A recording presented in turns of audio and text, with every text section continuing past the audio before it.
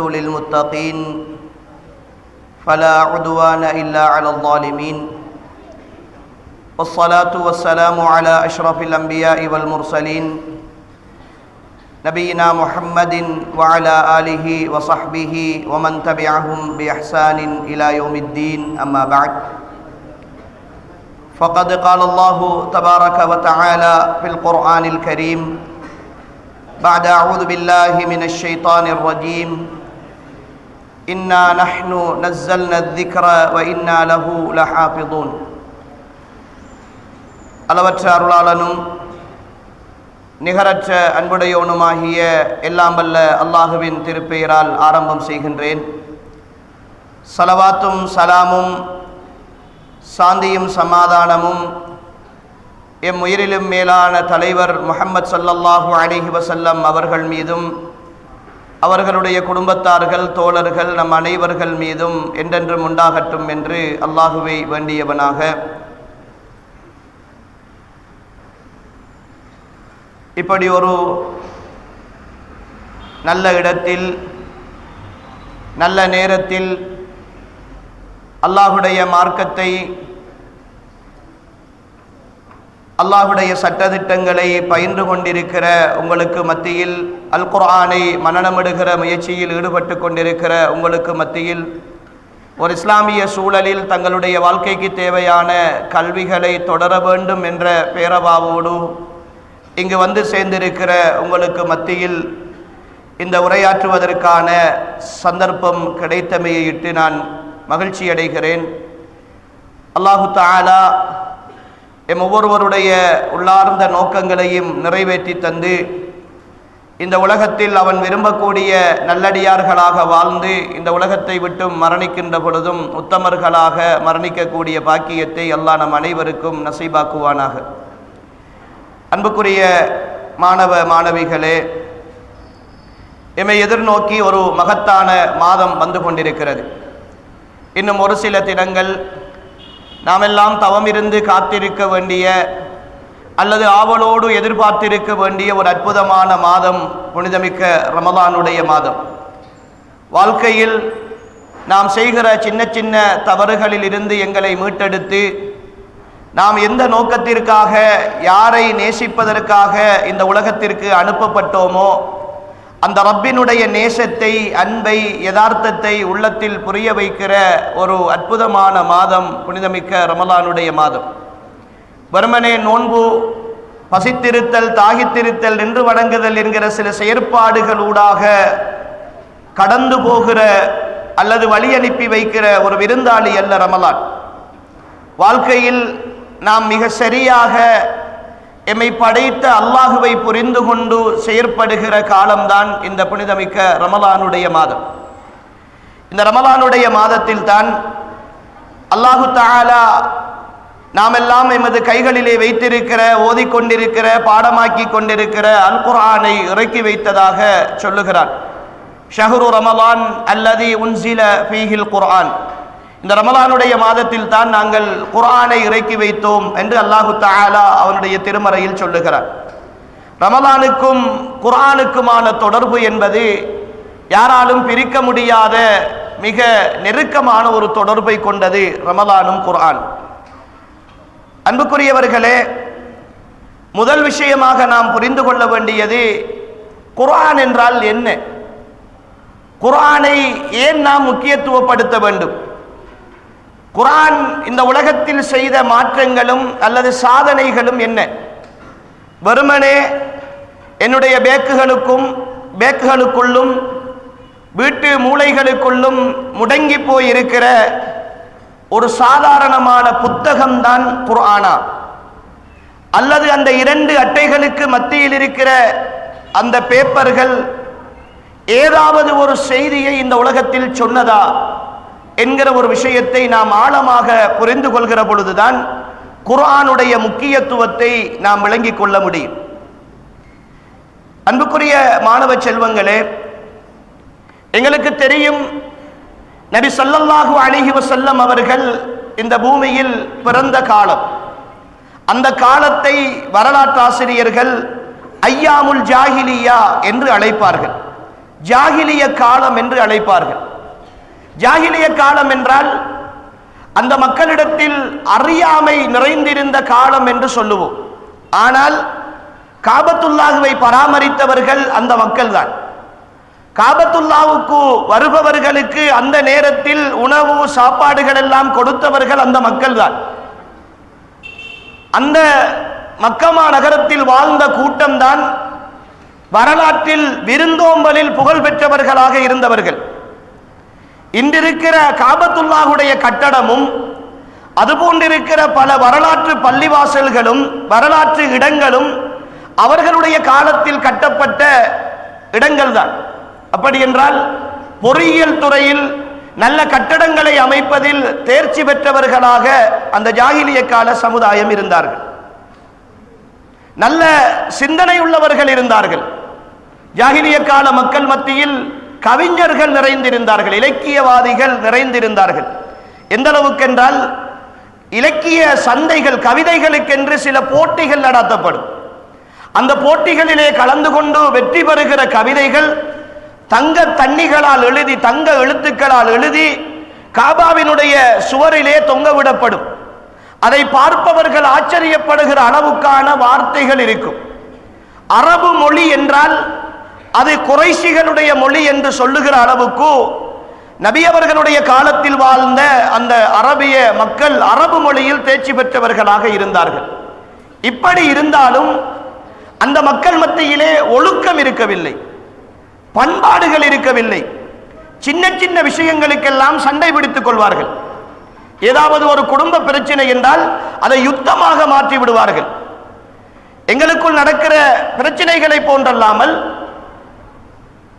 குழுக்களாக இணைந்து, கோத்திரங்களாக இணைந்து தங்களுடைய பிரச்சனைகளை பெரிதுபடுத்துகிறவர்களாக ஜாகிலிய கால மக்கள் இருந்தார்கள். அந்த மக்கள் மத்தியில் தான் அல்லாஹு தஆலா இந்த குர்ஆனை இறக்குகிறார். இன்று எங்களுக்கு முன்னால் அமர்ந்திருக்கிற பெண் குழந்தைகள் ஜாகிலிய காலத்தில் இருந்திருந்தால் நிறைய பேர் உயிரோடு புதைக்கப்பட்டிருப்பீர்கள். ஜாகிலிய காலத்தில் இருந்திருந்தால் உயிரோடு புதைக்கப்பட்டிருப்பீர்கள். அல்லாஹ் சொல்லுகிறான், وَإِذَا بُشِّرَ أَحَدُهُمْ بِالْأُنثَى ظَلَّ وَجْهُهُ مُسْوَدًّا وَهُوَ كَظِيمٌ يَتَوَارَى مِنَ الْقَوْمِ مِنْ سُوءِ مَا بُشِّرَ بِهِ أَيُمْسِكُهُ عَلَى هُونٍ أَمْ يَدُسُّهُ بِالتُّرَابِ. அந்த ஜாகிலிய காலத்திலே உள்ள ஒருத்தருக்கு உங்களுக்கு பெண் குழந்தை பிறந்திருக்கிறது என்று சொல்லப்பட்டால் அவர்கள் அப்படியே கோபத்தால் அவர்களுடைய முகம் சிவந்து விடும். தன்னுடைய கூட்டத்தினத்தில் வெளியே வராமல் அவர்கள் ஒளிந்து விடுவார்கள், ஒளிந்து வாழ்ந்து கொள்வார்கள். இந்த பிள்ளையை அப்படியே வாழ வைப்பதா அல்லது மண்ணுக்குள் புதைத்து விடுவதா என்று சொல்லி அவர்கள் முடிவெடுப்பதில் தடுமாறிக் கொண்டிருப்பார்கள் என்று அல்லாஹு தஆலா சொல்லுகிறார். சொந்த பிள்ளையை, பெண் குழந்தை பிறந்துவிட்டால் துடிக்க துடிக்க குழி தோண்டி புதைக்கின்ற ஒரு சமுதாயமாக ஜாகிலிய சமுதாயம் இருந்தது. அவர்களுக்கு மத்தியிலான பண்பாடுகள், ஒழுக்கங்கள் எல்லாம் வீழ்ச்சியாக இருந்த ஒரு காலப்பகுதியில் தான் அல்லாஹு தஆலா நபி ஸல்லல்லாஹு அலைஹி வஸல்லம் அவர்களுக்கு அவர்களுடைய 40வது வயதில் ஹிரா குகையிலே வைத்து இக்ரா என்ற வார்த்தையினூடாக ஓதுவீராக, படிப்பீராக, நீங்கள் வாசிப்பீராக என்கிற அந்த வார்த்தையை கொண்டு இந்த குர்ஆனை ஆரம்பித்து வைக்கிறார். இந்த குர்ஆன் என்று அந்த ஜாகிலிய சமூகத்தின் மத்தியில் இறங்கியதோ அந்த நாளில் இருந்து அவர்களிடத்தில் படிப்படியான மாற்றங்கள் வந்தன. அந்த சமுதாயம் மிக பெரும் உயர்ந்த சமுதாயமாக இந்த பூமியிலே மாறிப்போனார்கள். எங்களுக்கெல்லாம் தெரியும், மக்கத்து காபிர்களாக இருந்தவர்கள் இந்த குர்ஆன் வசனம் இறங்க ஆரம்பித்த நாளிலே இருந்து என்ன செய்வது ஏது செய்வது என்று தெரியாமல் திகைத்து நபி ஸல்லல்லாஹு அலைஹி வஸல்லம் அவர்களை கொன்றுவிட வேண்டும் என்று திட்டம் தீட்டி இப்படி பல்வேறுபட்ட பிரச்சனைகளை செய்தார். நபி அவர்களுக்கு இறங்கிய குர்ஆன் வசனங்கள் அவர்களுடைய உள்ளத்தில் பெரும் பாதிப்பை செலுத்தின. எங்களுடைய கையில் இருக்கிற அதே குர்ஆன் தான், எங்களிடத்தில் இருக்கிற அதே குர்ஆன் தான். அதை மக்காவிலே நபி அவர்கள் ஓதி காட்டிய பொழுது அவர்களிடத்தில் பெரும் தாக்கம் செலுத்தியது. யா அய்யுஹல் முத்தஸ்ஸிர் கும் ஃபஅன்திர் வரப்பக ஃபகப்பிர் வஸியாபக ஃபதஹிர் வர்ருஜ்ஸ ஃபஹ்ஜுர் வலா தம்னுன் தஸ்தக்ஸிர். போர்வை போர்த்தி கொண்டிருப்பவரே, இனி ஓய்வெடுக்க உங்களுக்கு நேரம் கிடையாது. கும் ஃபஅந்திர், எழுந்து போய் அவர்களுக்கு எச்சரியுங்கள். வரப்பக ஃபகப்பிர், உங்களுடைய ரப்பை நீங்கள் மேன்மைப்படுத்துங்கள் என்று அல்லாஹு தஆலா நபி ஸல்லல்லாஹு அலைஹி வஸல்லம் அவர்களுக்கு இந்த குர்ஆன் வசனத்தினூடாக சொல்லி அனுப்பிய பொழுது அந்த மக்களுடைய உள்ளங்களில் குர்ஆனுடைய ஒவ்வொரு வசனமும் ஆழமாக பெரும் ஒரு இடியாக போய் இறங்கியது. அது போன்ற ஒரு வார்த்தையை அதற்கு முன்னர் அவர்கள் கேட்டது கிடையாது. ஆனால் அந்த வார்த்தையை சொல்லுபவர் எழுத வாசிக்க தெரியாதவர். நபியை பற்றி நாம் சும்மா நோமலாக சொல்வதாக இருந்தால் மலைக்கு கூட பள்ளி பக்கம் ஒதுங்காதவர்கள், மலைக்கு கூட பள்ளி பக்கம் ஒதுங்காதவர்கள் என்று சொல்லுவோம். எந்த ஒரு எழுத்தறிவும் அல்லாஹ்வின் தூதருக்கு கிடையாது. அவர்கள் பாடசாலை கல்வியை தொடர்ந்தது கிடையாது. 8 வயதில் ஒரு குழந்தை தொழிலாளியாக ஆடு மேய்க்கின்ற பணியை செய்தவர்கள் ரசூல் ஸல்லல்லாஹு அலைஹி வஸல்லம். அந்த மனிதர் 40 வயதை அடைகிற பொழுது அரேபிய கவிஞர்கள், இலக்கியவாதிகள் எல்லாம் பிரமித்து போகிற அளவுக்கு, வியந்து போகிற அளவுக்கு குர்ஆனிய வசனங்களையும் வார்த்தைகளையும் சொல்லுகிறார்கள் என்றால் அது அவர்களுக்கு மிகப்பெரிய ஒரு ஆச்சரியத்தை ஏற்படுத்தியது.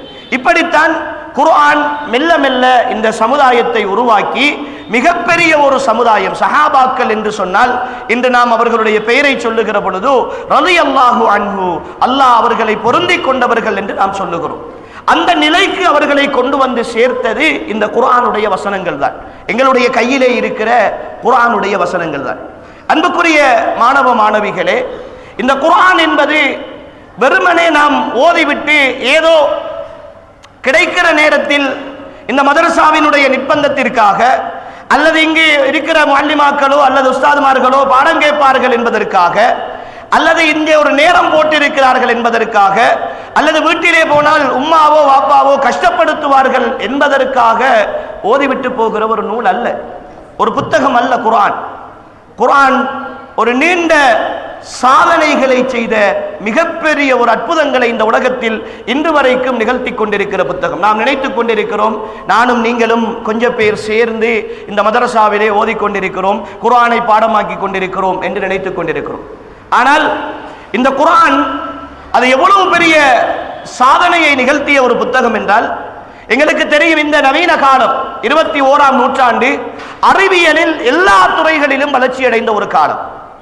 எல்லா துறைகளிலும் வளர்ச்சி அடைந்திருக்கிறது. ஒவ்வொரு மொழியிலும் ஒரு நாளைக்கு சுமார் 1000க்கு மேற்பட்ட புதிய சொற்கள் அறிமுகமாகி கொண்டிருக்கின்றன. அரபு மொழியிலும் அப்படித்தான் புதிய புதிய சொற்களும் அதற்கான அகராதிகளும் உருவாகி கொண்டிருக்கிற ஒரு காலம் இந்த காலம். ஆனால் அல்லாஹு தஆலா 1400 ஆண்டுகளுக்கு முன்னர் ஒரு சவால் விட்டிருக்கிறார். அந்த சவால் இதுவரைக்கும் உலக வரலாற்றில் யாராலும் முறியடிக்கப்படவும் இல்லை, முறியடிக்கப்படவும் மாட்டாது. ஃபல்யது பிஹதீஸின் மிஸ்லிஹி இன் கானூ சாதிகீன். நீங்கள் வானம் பூமியில் உள்ள மனிதர்கள், ஜின்கள் எல்லோரையும் ஒன்று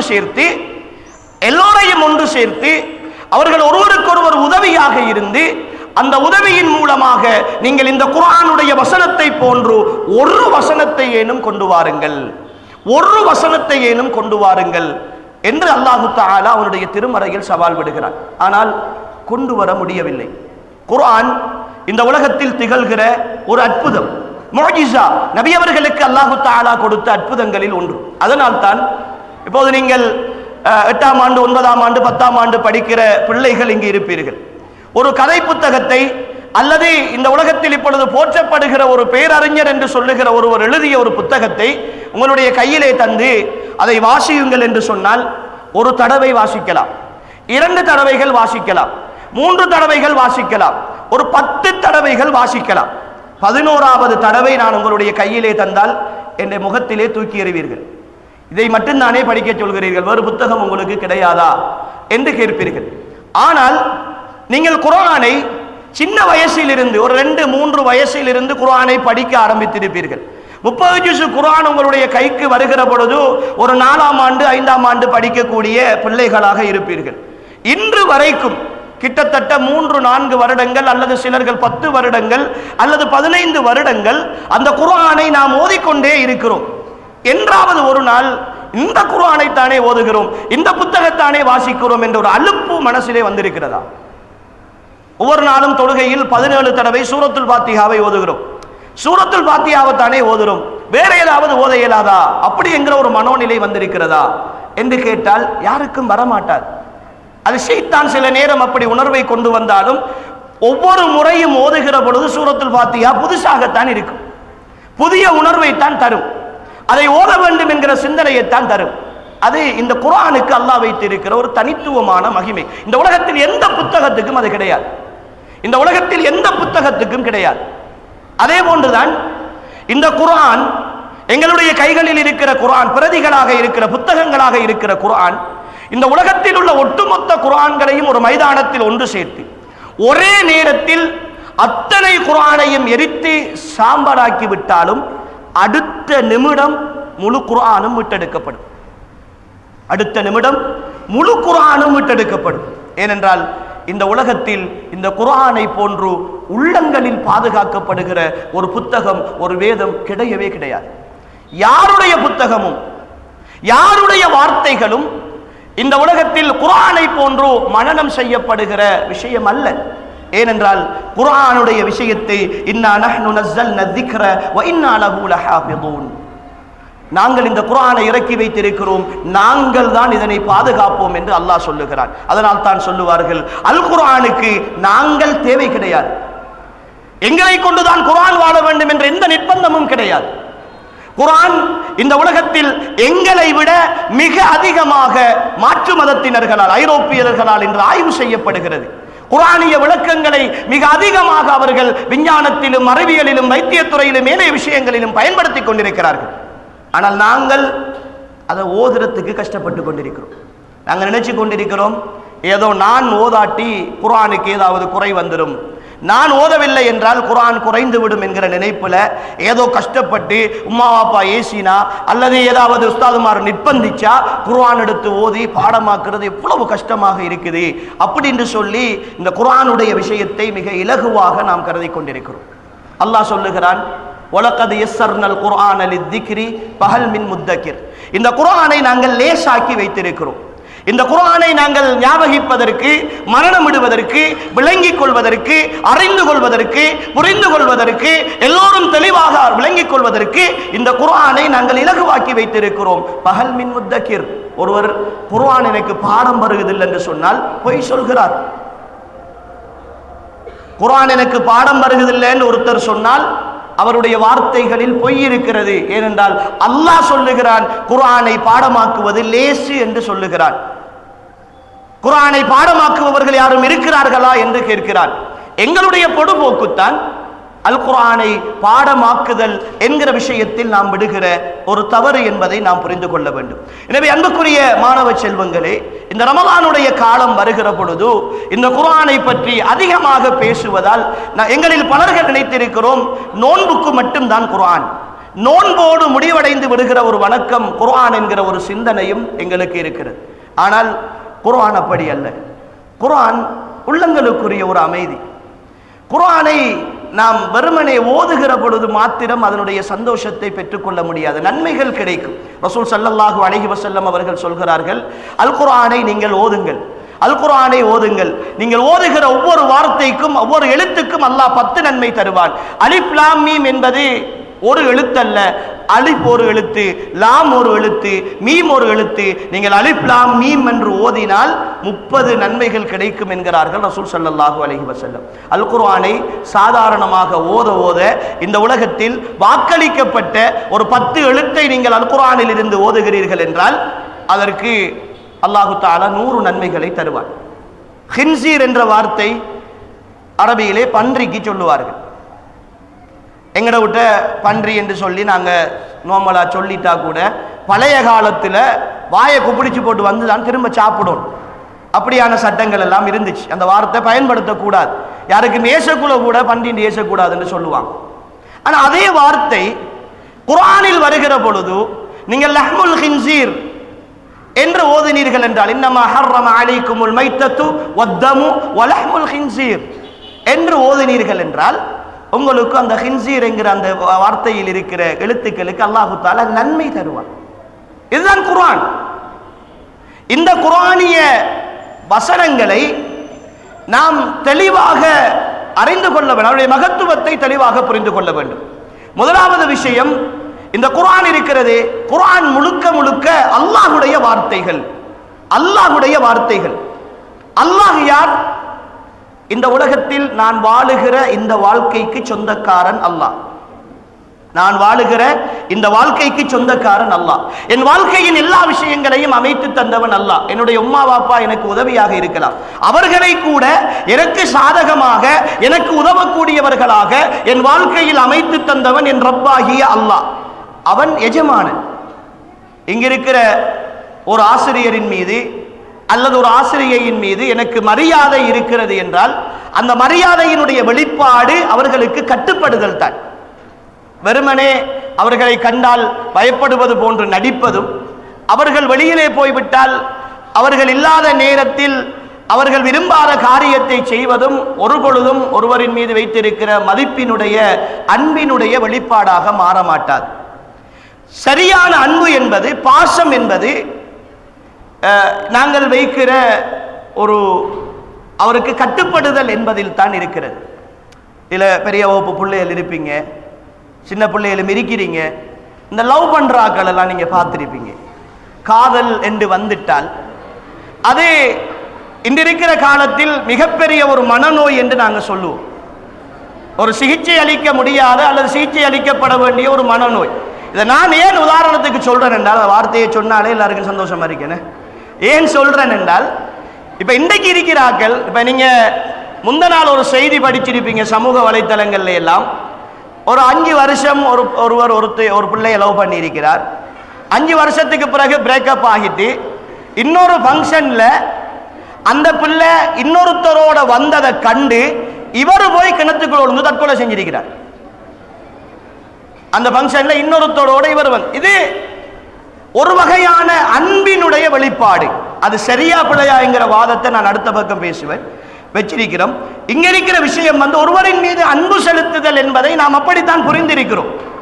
அன்பு என்றால் கட்டுப்பட வேண்டும், அன்பு என்றால் நான் சொல்வதை செய்ய வேண்டும், அன்பு என்றால் நான் விரும்பியபடி நடக்க வேண்டும், அன்பு என்றால் நான் ஏதாவது செய்துவிட்டால் அதற்கு மாற்றி எனக்கு பதில் சொல்லி ஆக வேண்டும். மெசேஜ் வந்தால் அடுத்த நிமிஷம் ரிப்ளே போகணும், இல்லைன்றால் பிரச்சனை. அதானே விளக்கம். தச்சமயம் போன வச்சுட்டு தூங்கிட்டாண்டால் நாளைக்கு சண்டை, சரியான பிரச்சனையா இருக்கும். இது ஒரு மிக பெரும் தாக்கம் செலுத்துகிற விஷயம்.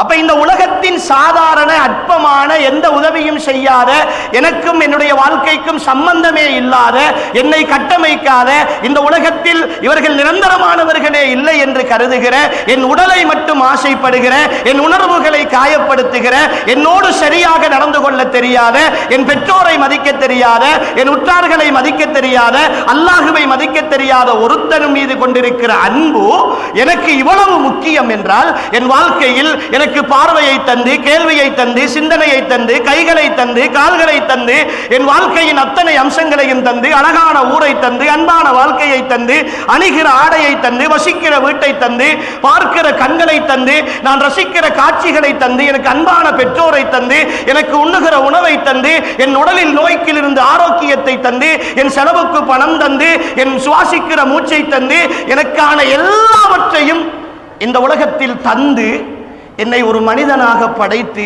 அந்த மனிதனிலும் ஒரு அழகான பெண்ணாக ஆணாக படைத்து, அந்த அழகையும் எனக்கு மெருகூட்டுகிற வழிகளையும் தந்து, எனக்காகவே தனித்தனியாக எல்லாவற்றையும் அமைத்திருக்கிற என் பேரரசனாகிய என் அன்புக்குரிய ரஹ்மான் அல்லாஹுடைய விஷயத்தில் நான் எவ்வளவு அன்போடு இருக்க வேண்டும், நான் எவ்வளவு இரக்கத்தோடு இருக்க வேண்டும். இங்கிருக்கிற நாம் ஒவ்வொருவரும் சிந்தித்து பார்க்க வேண்டும். நாம் அல்லாஹ்வுடைய விஷயத்தில் இந்த மனிதர்களுக்கு காட்டுகிற அன்பை காட்டுகிறோமா? உம்மா வாப்பா என்றால் எல்லாருக்கும் இரக்கம்.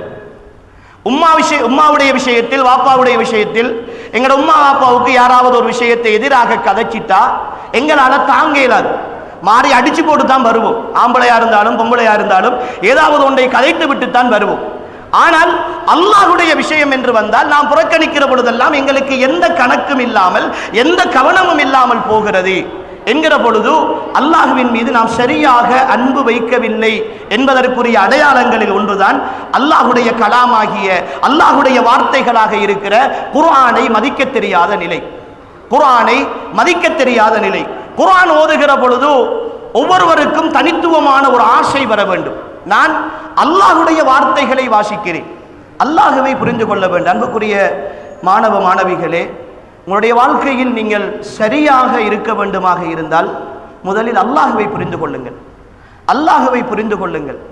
நாம் வாழுகிற இந்த வாழ்க்கையில் நீங்கள் நினைத்து விடக்கூடாது, நான் எப்படி இருந்தாலும் இப்படித்தான் வாழுவேன் என்று ஒரு காலமும் நினைத்து விடாதீர்கள்.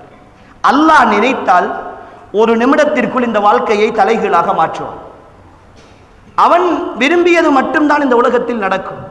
துத்தில் முல்க மன் தஷா வ தன்ஸிஉல் முல்க மிம்மன் தஷா வ துஇஸ்ஸு மன் தஷா வ துதில்லு மன் தஷா பியதிக்கல் கைர் இன்னக அலா குல்லி ஷைஇன் கதீர். நீதான் ஆட்சியை கொடுக்கிறாய், நீதான் ஆட்சியை எடுக்கிறாய், நீதான் கண்ணியத்தையும் கொடுக்கிறாய், நீதான் கேவலத்தையும் கொடுக்கிறாய், நலவுகள் அத்தனையும் உன்னுடைய கைவசம் தான் இருக்கிறது என்று நபியே நீங்கள் அவர்களுக்கு உரத்து சொல்லுங்கள் என்று அல்லாஹ் சொல்லுகிறார். அல்லாஹ்வை சரியாக புரிந்து கொள்ள வேண்டும். அல்லாஹ்வை புரிந்து கொண்டால் தான் குர்ஆனை புரிந்து கொள்ளலாம், நபியை புரிந்து கொள்ளலாம், ஹதீஸ்களை புரிந்து கொள்ளலாம். எங்களிடத்தில் இருக்கிற பெரிய ஒரு குறை அதுதான். நாம் சினிமா பார்க்கிறோம், நாடகங்கள் பார்க்கிறோம், போனை எடுத்தால் ரீல்ஸுகள் பார்க்கிறோம், ஷார்ட்ஸுகள் பார்க்கிறோம். எங்களுடைய பொழுதுபோக்குகளில் பெரும்பாலானவை இன்றைய கால சூழலில் கையடக்க தொலைபேசிகளில் போய்கொண்டிருக்கின்றன. இன்னும் ஒரு பக்கம் போனால் அது ஆபாசங்களாக மாறி போய் கொண்டிருக்கின்றன. இன்னும் ஒரு படி மேலே ஏறி போய் காதலாக மாறி போய் அது இன்று தொலைத்தொடர்பு மூலமாக வந்து அது வீடியோ கோல்களாக மாறி தங்களுடைய வாழ்க்கையை இழந்து போகிற பலரை நாம் இந்த காலத்தில் பார்க்கிறோம். ஒன்றை மட்டும் தெளிவாக மனதிலே புரிந்து கொள்ளுங்கள், ஒவ்வொரு தாக்கத்திற்கும் மறுதாக்கம் உண்டு. அதான் நியூட்டனுடைய 2ஆம் விதி. ஒவ்வொரு தாக்கத்துக்கும் மறுதாக்கம் உண்டு. இது வாழ்க்கையில் எல்லாத்துக்கும் இருக்கு.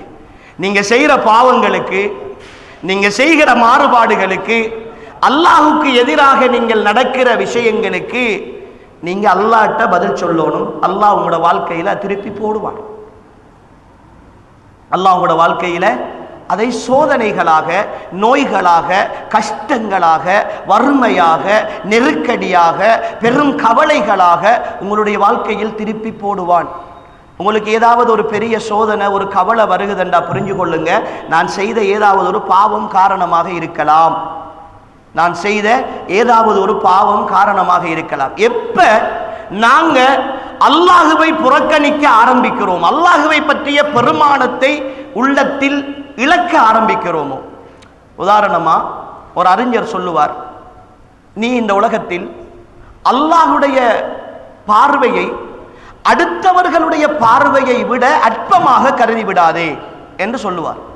என்னென்றால், நான் போன் பேசுறேன், டிவி பார்க்கிறேன், அல்லது பாடல்கள் அல்லது இசைகள் கேட்கிறேன், அல்லது வேற ஏதாவது சினிமாக்களை ரசிக்கிறேன், மோசமான சினிமாக்களை நான் ரசிக்கிறேன். இதை என் வீட்டில் இருக்கிற தம்பி வந்தால் நான் கொஞ்சம் மூடி வச்சு கொள்வேன், அல்லது வேறு பக்கத்தை மாற்றுவேன். எட உம்மா வந்தால் ஏசுவாண்ட பயத்தில் நான் மாத்துறேன். வாப்பா வந்தால் வேறொரு பேஜை நான் ஒன் பண்ணி பார்த்து கொண்டிருப்பேன். நானா வந்தால் நானா சண்டை பிடிப்பான் என்று சொல்லி அது சரியில்லை என்று சொல்லுவான் என்று பயப்படுறேன். இப்போ சாதாரணமாக சிம்பிளாக யோசிச்சு பாருங்க, என் உம்மாவை விட, வாப்பாவை விட, நானாவை விட, ஏன் என் வீட்டறிக்கிற குட்டி புள்ள என் தம்பியை விட, என் தங்கச்சியை விட அல்லாஹ் கேவலமா? அல்லாஹ் கேவலமா என்றால் அவன் பார்த்துட்டு இருக்கக்குள்ளதானே எல்லாத்தையும் செய்யணும்.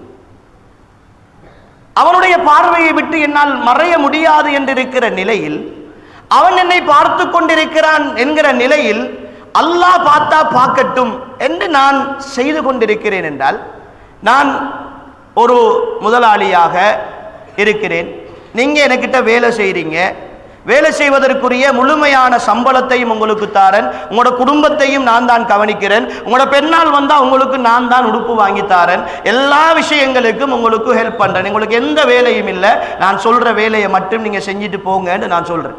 ஆனா என்ன கண்ணெதிர நான் பார்த்து கொண்டிருக்கிற நேரம், நான் வெறுக்கிற காரியத்தை நீங்கள் செய்கிறீர்கள் என்றால், ஒரு ரோஷமுள்ள முதலாளியாக நான் எப்படி உங்களுக்கு தொடர்ந்து ஹெல்ப் பண்ணுவேன், உதவி செய்வேன்?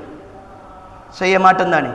அப்படி என்றால் என் வாழ்க்கையில இவ்வளவையும் தந்த அல்லாஹ் எல்லாவற்றையும் தந்துவிட்டு எனக்கு கட்டுப்படுங்கள் என்று சொல்லுகிற பொழுது, அவன் பார்த்து கொண்டிருக்கிற பொழுது, அவன் தந்த எல்லா அருள்களையும் நியமத்துக்களையும் அனுபவித்துக் கொண்டு அவனுக்கு மாறு செய்கிற என்னுடைய விஷயத்தில் அல்லாஹ் எனக்கு உதவி செய்ய வேண்டும், என் வாழ்க்கையை நன்றாக வைக்க வேண்டும், என்ன பரீட்சையில நல்ல மார்க்ஸ் எடுக்க வைக்கணும், எனக்கு நல்ல வெற்றியை தரணும், நான் ஓஎல்ல நல்லா பாஸ் ஆகணும், ஏஎல்ல நல்லா பாஸ் ஆகணும் என்று நினைக்கிறதுல என்ன நியாயம் இருக்கிறது? செய்யறதெல்லாம் அல்லாஹுக்கு எதிரான செயற்பாடுகள். என்ன நியாயம் இருக்கிறது?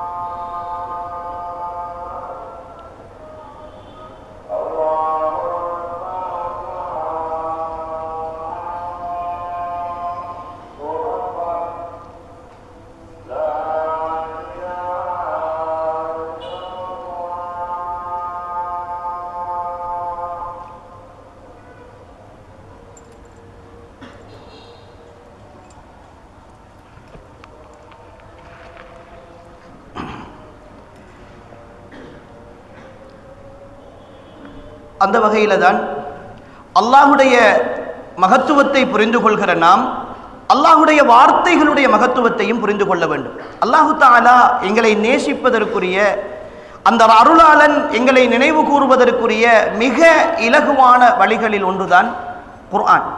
அல்லாஹு தஆலா குர்ஆன்ல 2 வசனங்கள் சொல்றான். இந்த 2 வசனங்களும் வாழ்க்கையில் மிக முக்கியமான வசனங்கள். அல்லாஹு தஆலா ஒரு வசனத்தில் சொல்லுகிறான், அலா பிதிக்ரில்லாஹி தத்மஇன்னுல் குலூப். நீங்கள் அல்லாஹுவை நினைவுபடுத்துகின்ற விடயத்தின் மூலமாக, அந்த திக்ருல்லாஹ் என்பதற்கு சில முஃபஸ்ஸிரீன்கள் குர்ஆன் என்று விளக்கம் சொல்லுகிறார்கள். நீங்கள் குர்ஆனை ஓதுவதன் மூலமாகத்தான் உங்களுடைய உள்ளங்கள் அமைதியடையும். மனதில் ஒரு சந்தோஷம், நிம்மதி, நாம் தேடுகிற அமைதி, ஒரு திருப்தியான வாழ்க்கை கிடைக்க வேண்டுமாக இருந்தால் குர்ஆன் எங்களிடத்தில் இருக்க வேண்டும். அதற்கு எதிர்மறையாக அல்லாஹ் இன்னும் ஒரு வசனத்தில் சொல்லுகிறான், ஒமன் அஅரத அன் திக்ரி ஃபஇன்ன லஹு மஈஷத்தன் லங்கா. யார் என் நினைவை புறக்கணிக்கிறாரோ, அதற்கும் முஃபஸ்ஸிரீன்கள் குர்ஆன் என்று சொல்லுகிறார்கள். யார் இந்த குர்ஆனை ஓதாமல், குர்ஆனுடைய போதனைகளை படிக்காமல் பின்பற்றாமல் இந்த குர்ஆனை யார் புறக்கணிக்கிறார்களோ அவர்களுக்கு நாங்கள் நெருக்கடியான வாழ்க்கையை கொடுப்போம். இது என்னுடைய வார்த்தை அல்ல, குர்ஆன் சொல்லுகிற விஷயம். என்னுடைய வாழ்க்கையில் இருக்கிற பிரச்சனைகள் தீர வேண்டுமாக இருந்தால், மனதில் ஒரு அமைதி ஏற்பட வேண்டுமாக இருந்தால், சிந்தனையில் ஒரு தெளிவு வர வேண்டுமாக இருந்தால், நான் படிப்பது எதுவும் எனக்கு ஏறவில்லை, விளங்கப்படுத்துகிற எதுவும் எனக்கு விளங்கவில்லை, நான் பாடமாக்குற எதுவும் நிற்குதில்லை என்று சொல்பவர்கள் அதிகமாக குர்ஆனை ஓத வேண்டும். ஏனென்றால் குர்ஆன் சொல்லுகிறது அலா பிதிக்ரில்லாஹி தத்மஇன்னுல் குலூப், உள்ளங்களின் அமைதி குர்ஆன். நெருக்கடியான வாழ்க்கைக்கு தீர்வு குர்ஆன். என் கல்வியில் ஏற்படுகிற நெருக்கடி, என் குடும்பத்தில் ஏற்படுகிற வறுமை, என் ஏனைய விடயங்களில் ஏற்படுகிற பிரச்சனைகள் அத்தனைக்குமான தீர்வு நான் குர்ஆனை புறக்கணிக்காமல் இருப்பது, குர்ஆனை ஓதுவது. நான் குர்ஆனை ஓத ஓத ஓத என் உள்ளம் அமைதியடையும். வனுனஸ்ஸிலு மினல் குர்ஆனி மா ஹுவ ஷிஃபாஉன் வ ரஹ்மத்துல் லில் முஃமினீன். இந்த குர்ஆனை நாங்கள் முஃமின்களுக்கு ஆரோக்கியமாகவும் அவர்களுக்கு அருளாகவும் நாங்கள் இறக்கி வைத்திருக்கிறோம் என்று அல்லாஹ் சொல்லுகிறார். இன்ன ஹாதல் குர்ஆன யஹ்தி லில்லதி ஹிய அக்வம். நிச்சயமாக இந்த குர்ஆன் உங்களுக்கு மிக நேரான வழியை காட்டும் என்று அல்லாஹ் சொல்லுகிறார். இன்னும் ஒரு வசனத்தில் அல்லாஹ் சொல்லுகிற பொழுது லவ் அன்ஸல்னா ஹாதல் குர்ஆன அலா ஜபலின் லரஐதஹு காஷிஅம் முத்தஸத்திஅம் மின் ஹஷ்யத்தில்லாஹ். இந்த குர்ஆனை நாங்கள் ஒரு மலை மீது இறக்கி வைத்திருந்தால் அந்த மலை அல்லாஹ்வினுடைய அச்சத்தின் காரணமாக சிதறி வெடித்து போய் இருப்பதை நபியை நீங்கள் கண்டிருப்பீர்கள் என்று அல்லாஹ் சொல்லுகிறான். அதனால் தான் சொல்லுவார்கள் மனிதனுடைய மனம் மலையை விட உறுதியானது என்று சொல்லுவார்கள். ஏனென்றால் அல்லாஹ் சொல்றான் மலையில இந்த குர்ஆனை இறக்கி இருந்தால் மலை வெடிச்சு சிதறி இருக்கும். ஆனால் அதே குர்ஆனைத்தான் உள்ளங்களில் நாங்கள் சுமந்து கொண்டிருக்கிறோம், நாங்கள் பாடமாக்கி கொண்டிருக்கிறோம். அவ்வளவு மகத்துவமான ஒரு வேதம் இந்த குர்ஆன். இந்த குர்ஆனை ஓத ஓத வாழ்க்கையினுடைய வெற்றி எங்களுக்கு நெருங்கி வந்து கொண்டே இருக்கும். இந்த குர்ஆன் உள்ளங்களின் வெளிச்சமாக இருக்கும். இந்த குர்ஆன் எங்களுடைய இல்லங்களின் பரக்கத்தாக இருக்கும். இந்த குர்ஆன் எங்களுடைய நோயினுடைய ஆரோக்கியமாக இருக்கும். இந்த குர்ஆன் எங்களுடைய ஏழ்மையினுடைய செல்வமாக இருக்கும். இந்த குர்ஆன் எங்களுடைய மறுமையினுடைய வெற்றியாக இருக்கும். இந்த குர்ஆன் தான் எங்களுடைய வாழ்க்கையின் எல்லாவற்றுக்குமான வழிகாட்டியாகவும் தீர்வாகவும் இருக்கும். குர்ஆனை நாங்கள் எப்போ கைவிடுறோமோ, குர்ஆனிய விஷயங்களை நாங்கள் எப்போ புறக்கணிக்க ஆரம்பிக்கிறோமோ புரிஞ்சு கொள்ளுங்க. ஒரு அறிஞர் சொல்லுகிறார், எப்ப சிலர்கள் யோசிப்போம், ஒரு மனிதர் வந்து ஒரு அறிஞர்கிட்ட கேட்கிறார், நான் நினைக்கிறேன் சுஃபியானு தௌரி ரஹிமஹுல்லா அவர்களிடத்தில் கேட்கிறார், நான் பாவம் செய்கிறேன், நான் வட்டிக்கு வாங்குறேன், எல்லா தவறுகளும் செய்கிறேன், நீங்க சொல்லுவீங்களே அடிக்கடி பாவம் செஞ்சா அல்லாஹ்வுடைய தண்டனை கிடைக்கும் என்று சொல்லுவீங்களே, எனக்கு ஒன்றும் நடக்கலையே, நான் நல்லா தானே இருக்கிறேன், எனக்கு ஒரு வாகனத்துக்கு 2 வாகனம் வாங்கி இருக்கிறேன், ஒரு வீட்டுக்கு 2 வீடு கட்டி இருக்கிறேன், நல்ல பிசினஸ் பண்ணி கொண்டிருக்கிறேன், எப்படி எனக்கு தண்டனை கிடைக்கும் என்று நீங்கள் சொல்லுவீர்கள் என்று கேட்ட பொழுது இமாம் சுஃபியான் தௌரி ரஹிமஹுல்லா அவர்கள் அவரை பார்த்து கேட்டார்கள், உனக்கு ஒவ்வொரு நாளும் 5 நேரம் ஜமாஅத்தாக தொழுவதற்குரிய சந்தர்ப்பம் கிடைக்கிறதா? அவர் இல்லை என்று சொல்லுகிறார். உனக்கு அல் குர்ஆனில் இருந்து ஒரு பகுதியேனும் ஒவ்வொரு நாளும் ஓதுவதற்கான வாய்ப்பு கிடைக்கிறதா? அவர் இல்லை என்று சொல்லுகிறார். உன்னால் ஒவ்வொரு நாளும் ஒரு ஏழைக்கேனும் உதவி செய்யக்கூடிய சந்தர்ப்பம் கிடைக்கிறதா என்று கேட்ட பொழுது அவர் இல்லை என்று சொல்லுகிறார். அந்த நேரம் இமாம் சுஃபியானு தௌரி ரஹிமஹுல்லா அவர்கள் சொல்லுகிறார்கள், அந்த விஷயத்தில் அல்லாஹ் உன்னை தண்டித்திருக்கிறார். ஒரு மனிதனுக்கு குர்ஆன் ஓதக்கூடிய சந்தர்ப்பம், குர்ஆன் ஓதாத ஒரு நாள் கடந்து போகுமாக இருந்தால் அது அல்லாஹ்வுடைய தண்டனைகளில் ஒன்று என்பதை நாம் புரிந்து கொள்ள வேண்டும். நாம் செய்கிற பாவங்களுக்கான அல்லாஹ்வுடைய தண்டனைகளில் ஒன்றுதான் குர்ஆன் ஓதாமல் கடந்து போகிற நேரங்களும் நாட்களும். குர்ஆனை பற்றிய புரிதல் இல்லாமல், அதனுடைய கவனம் இல்லாமல் கடந்து போகிற நாட்களும் நேரங்களும். எனவேதான் குர்ஆன் ஓதுகிற ஒரு சந்தர்ப்பம் எனக்கு கிடைத்து அந்த சந்தர்ப்பத்தை நான் வேண்டுமென்றே புறக்கணித்தால் அல்லாஹ்வுடைய அருளை நான் வேண்டும் என்று புறக்கணிக்கிறேன். அல்லாஹ்வுடைய அருளை நான் வேண்டும் என்று புறக்கணித்தால் அல்லாஹ்வுடைய தண்டனைக்கு சொந்தக்காரியாக நான் மாறிப்போவேன். எனவேதான் அல் குர்ஆனை ஓதுதல் என்பது, அன்புக்குரிய மாணவ செல்வங்களே, இந்த ரமலானுடைய காலமாக இருக்கலாம், ரமலான் அல்லாத காலமாக இருக்கலாம், குர்ஆனோடு இருக்கிற தொடர்பை நாம் அதிகப்படுத்த வேண்டும். ஏனென்றால் அதற்கு இந்த உலகத்தை தாண்டிய 2 பிரதானமான காரணங்கள் இருக்கின்றன. நீங்கள் ஒவ்வொரு நாளும் பள்ளிவாசலுக்கு போகிற பொழுதோ அல்லது இந்த பள்ளிவாசலுடைய மையவாடியை தாண்டி நீங்கள் போயிருப்பீர்கள். அங்கு இருக்கிற கபறுகளை நீங்கள் கொஞ்சம் நிமிர்ந்து பார்த்திருப்பீர்கள். அந்த கபறு குழிகளுக்குள் ஒவ்வொருவரையும் வைக்கிற பொழுது கபருக்குள்ளே ஒரு சின்ன குழியை வைத்து அதற்குள்ளே ஒரு ஜனாசாவை தூக்கி வைத்துவிட்டு அதற்கு மேலே ஒரு மஞ்சி பலகை என்று ஒரு பலகையால் செய்யப்பட்ட ஒரு பாக்ஸை வைத்து அதற்கு மேலே மண்ணள்ளி போட்டு மூடுவார்கள். இப்படித்தான் இந்த மையவாடியில் அடக்கப்பட்டிருக்கிற ஆயிரக்கணக்கான லட்சக்கணக்கான ஜனாசாக்களும் அப்படித்தான் அடக்கம் செய்யப்பட்டிருக்கின்றன. ஆனால் நாம் நினைக்கிறோம் இந்த கபறுகள் நாம் அடக்கம் செய்துவிட்டு வந்தால் அப்படியே இருக்கும் என்று நினைக்கிறோம். அப்படி அல்ல. ரசூலுல்லாஹ் சொன்னார்கள், இந்த மண்ணறை ஒன்று சுவர்க்கத்தின் பூஞ்சோலையாக இருக்கும் அல்லது நரகத்தின் படுகொலியாக இருக்கும். இவர்களை அடக்கம் செய்துவிட்டு வந்ததற்கு பிறகு 2 மலக்குகள் வருவார்கள். முன்கர் நக்கீர் என்கிற மலக்குகள் வருவார்கள், கேள்வி கேட்பார்கள். அந்த கேள்விக்காக அந்த மனிதன் சரியான பதிலை சொல்லிவிட்டால், தைரியமான உறுதியான பதிலை சொல்லிவிட்டால், கண்ணு கட்டுகிற தூரம் வரைக்கும் அந்த கபர் விசாலிக்கப்படும். கண்ணு கட்டுகிற தூரம் வரைக்கும் விசாலிக்கப்படும். அது எப்படி? அது மறைவான விஷயம். அல்லாஹ் அந்த பூமியினுடைய விசாலத்தை அவனுடைய சக்திக்கு ஏற்ப அவன் விரிவுபடுத்துவான். சுவர்க்கத்தினுடைய வாசல்கள் திறக்கப்படும். அந்த நேரம் கபருக்குழிக்குள் நாம் விளங்கி இருக்கிற ஒரு விஷயம், யாரும் கூட வரமாட்டார்கள். எங்களுடைய உம்மாவோ வாப்பாவோ கூட்டாளிமாரோ சகோதர சகோதரிகளோ அல்லது உறவுகளோ எந்த உறவும் எங்களுடைய கபருக்குள் வரமாட்டார். அந்த நேரம் ரசூல் ஸல்லல்லாஹு அலைஹி வஸல்லம் அவர்கள் சொல்கிறார்கள், ஒரு அழகான வாலிபர் அல்லது ஒரு அழகான தோற்றத்தை கொண்ட ஒரு மனிதர் ஒரு நல்லடியாருடைய கபருக்கு வருவார். கபருக்குழிக்குள்ள நடக்கிற விஷயம், மௌத்தாகி அடக்கம் செய்து விசாரணைகள் முடிந்து அவர் நல்லடியாராக இருந்ததற்கு பிறகு அவருடைய கபருக்குழிக்குள் நடக்கிற விஷயம். ஒரு அழகான தோற்றத்தில் ஒரு மனிதர் வருவார். அவர் வந்து அந்த ஜனாசாவினுடைய தலைமாட்டிலே உட்காருவார். அந்த கபரிலே வசித்துக் கொண்டிருக்கிற அந்த மனிதனுடைய தலைமாட்டிலே உட்காருவார். உட்காருகிற பொழுது இந்த ஜனாசா, இந்த மனிதர் ஆச்சரியமாக கேட்பார், கபருக்குள் யாரும் துணை வரமாட்டார்கள் என்றுதானே எனக்கு பூமியில் சொன்னார்கள், யாரும் கூட இருக்க மாட்டார்கள் என்றுதானே சொன்னார்கள், எனக்கு பக்கத்தில் வந்து இவ்வளவு வாசத்தோடு இவ்வளவு அழகான ஆடை உடுத்தி இவ்வளவு பிரகாசமான முகத்தோடு கபருக்குழிக்குள் வந்திருக்கிறீர்களே, நீங்கள் யார் என்று கேட்கிற பொழுது அந்த மனிதர் சொல்லுவாராம், அந்த மனிதருடைய தோற்றத்தில் வந்த அந்த மனிதர் சொல்லுவார், நான் நீங்கள் ஓதிய குர்ஆன், நீங்கள் ஓதிய குர்ஆன் என் கபரின் தனிமையை சந்தோஷமாக்குகிற, என் தனிமையில் மகிழ்ச்சி தருகிற, எனக்கு இதற்கு பிறகு யாருமே துணை இல்லை என்று கருதுகிற நேரத்தில் எனக்கு துணையாக இருக்கிற மிகப்பெரிய ஒரு நன்மை நான் ஓதுகிற குர்ஆன். அதனால் அதே போன்றுதான் இரண்டாவது சந்தர்ப்பம் ரசூல் ஸல்லல்லாஹு அலைஹி வஸல்லம் அவர்கள் சொன்னார்கள், மஹ்ஷருடைய நேரம்.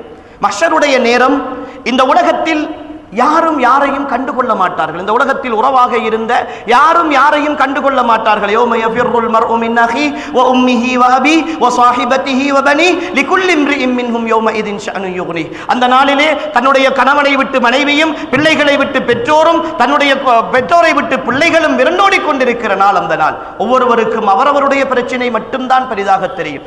அந்த நாளிலே இரண்டு நண்பர்கள், இரண்டு நல்லமல்கள் உங்களுக்காக அல்லாஹ்விடத்தில் பரிந்து பேசும். அன்பான நண்பனை ஆபத்தில் அறியலாம், மறுமையினுடைய என் மிக பெரும் ஆபத்தில் எனக்கு நட்பாக வந்து நிற்பது ரெண்டு விஷயங்கள். ஒன்று என்னுடைய நோன்பு, இரண்டாவது என்னுடைய குர்ஆன். இந்த நோன்பும் குர்ஆனும் நாளை மறுமையில் அல்லாஹ்விடத்தில் எனக்காக ஷஃபாஅத்து செய்யும் என்றார்கள் ரசூல் ஸல்லல்லாஹு அலைஹி வஸல்லம். அன்புக்குரிய மாணவ செல்வங்களே, இந்த நிரந்தரமான நட்பை, நிரந்தரமான உறவை நாம் எந்த அளவு வாழ்க்கையில் தக்க வைத்திருக்கிறோம், எந்த அளவு நாம் வாழ்க்கையில் தக்க வைத்திருக்கிறோம், எந்த அளவு அந்த உறவுகளுக்கு நாம் இடம் கொடுத்திருக்கிறோம் என்பதைத்தான் இந்த சந்தர்ப்பத்தில் நானும் நீங்களும் கொஞ்சம் ஆழமாக யோசிக்க வேண்டும், ஆழமாக யோசிக்க வேண்டும். ஒருவேளை நாம் மௌத்தாகி போகலாம். பேசிக்கொண்டிருக்கிற நானும் சரி, கேட்டுக்கொண்டிருக்கிற நீங்களும் சரி, தவணைகள் காலங்கள் எல்லாம் மிக வேகமாக வந்து கொண்டிருக்கிற ஒரு காலம். யாருக்கும் யார் எப்பொழுது மரணம் என்று சொல்ல முடியாத ஒரு சூழலில் வாழ்ந்து கொண்டிருக்கிறோம். இந்த நேரத்தில் நாம் புரிந்து கொள்ள வேண்டும். அடுத்ததாக அல் குர்ஆனை மனனமிடுவதற்காக இங்கு சில மாணவ மாணவிகள் வந்திருப்பீர்கள். அந்த துறையிலே பகுதி நேரமாக பாடமாக்கி கொண்டிருப்பீர்கள். அவர்கள் நன்மாராயம் பெறுங்கள். எங்களுடைய இந்த முயற்சி ஷைத்தானுக்கு பிடிக்காத ஒரு முயற்சி. ஷைத்தான் இந்த உலகத்தில் மிக வெறுக்கிற காரியங்களில் ஒன்று. அதை தடுப்பதற்காக, அதை இல்லாது செய்வதற்காக 1000 காரணங்களை அள்ளிக்கொண்டு கொட்டுவான். நோய் என்று சொல்லுவான், பிரச்சனை என்று சொல்லுவான், நேரம் இல்லை என்று சொல்லுவான், முடியவில்லை என்று சொல்லுவான், இப்படியெல்லாம் எங்களுக்கு சொல்லுவான். நாங்களும் ஓதுகிற பொழுது சொன்னான் தான், குர்ஆன் பாடமாக்குகிற பொழுது சொன்னான் தான், இதை விட்டு விட்டு போங்கள் என்று சொன்னான் தான், இதிலே இருந்து இப்படி மினக்கட வேண்டிய அவசியம் இல்லை என்று சொன்னான் தான். ஆனால் உறுதியாக இருந்தோம்.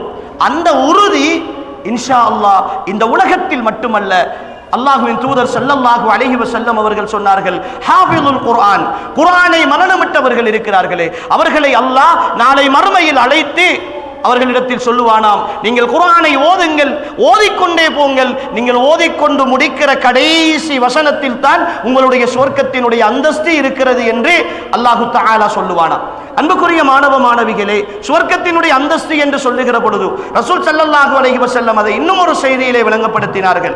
சுவர்க்கத்தினுடைய கீழ் அந்தஸ்திலே இருப்பவர்கள் அவர்களுக்கு மேலே இருக்கிற அந்தஸ்திலே உள்ளவர்களை காணுகிற நிலையை ரசூலுல்லாஹ் சொல்லுகிற பொழுது, பூமியில் இருப்பவர்கள் வானத்திலே மின்னுகிற நட்சத்திரத்தை காணுவதை போன்று மிக தூரமாக மிக கண்ணியமாக சொர்க்கத்தினுடைய அந்தஸ்துகள் என்று சொல்வது வெறுமனே படித்தரங்களாக கிட்ட கிட்ட உள்ள விஷயங்கள் அல்ல.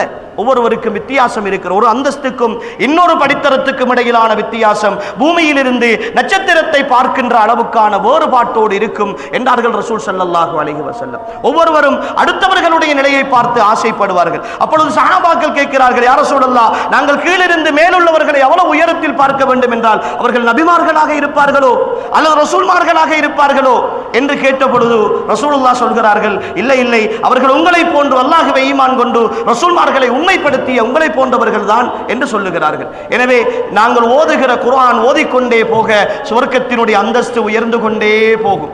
குர்ஆனை மனனமிடாதவர்கள் சுவர்க்கத்தின் அடித்தட்டிலே இருந்தால் குர்ஆனை மனனமிட்டவர்கள் சுவர்க்கத்தின் உயர்ந்த தட்டிலே இருப்பார்கள், சுவர்க்கத்தின் உயர் அந்தஸ்திலே இருப்பார்கள். எனவே அல் குர்ஆனை இந்த ரமலானிய காலங்களில் முடியுமான அளவுக்கு மனனமிடுவதற்கு, அதற்கான முயற்சிகளை அதிகப்படுத்துவதற்கு நாம் முயற்சிக்க வேண்டும்.